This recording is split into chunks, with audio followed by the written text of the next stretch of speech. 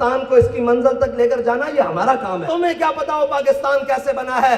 पाकिस्तान के बनने का पूछना है तो फजल हक खैराबादी से पूछो, हसरत मोहानी से पूछो, अहमदुल्ला शाह मदरासी से पूछो, सदरुद्दीन आजुर्दा से पूछो, इनसे पूछो कि पाकिस्तान कैसे बना है। अगर पाकिस्तान तुमने ये जनाब फोर्से बनाने के लिए बनाया था तो कायदे आजम ने पाकिस्तान बनाकर क्यों कहा था कि पाकिस्तान के अंदर वही कानून चलेगा जो मोहम्मद अरबी अपने गुलामों को ये देकर गए।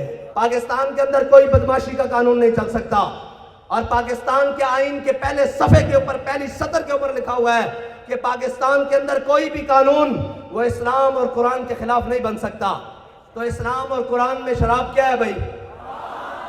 ये ना हो बोतल तो टूटे टूटे साथ जाम भी टूटे। ये ना हो बोतल तो टूटेगी टूटेगी साथ जाम भी टूटे और बदले तो साथ गर्दिशे अयाम भी बदले। ये ना हो फिर जनाब जाम भी टूटे गर्दिशे याम भी टूटे। इसलिए अपनी बदमाशियां बंद करो। अल्लाह और उसके रसूल के घरों को क्यों पढ़ते हो? ये जनाब पूरा पाकिस्तान, ये पूरी सोसाइटियां, ये पूरे गुंडे, ये सारे तुमने वो गिरा ली हैं जो मस्जिद पर चढ़ दौड़े हो।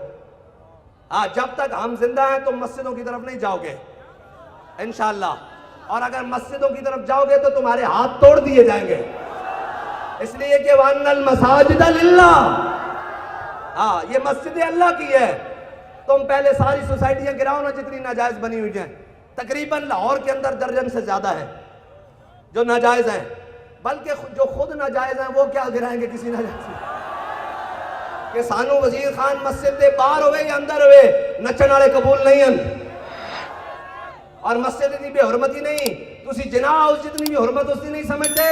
तुसी की समझते हो तुहाडी हुरमत अल्लाह दा दीन, अल्लाह दा घर, इसकी हुरमत सब नालों वड्डी है।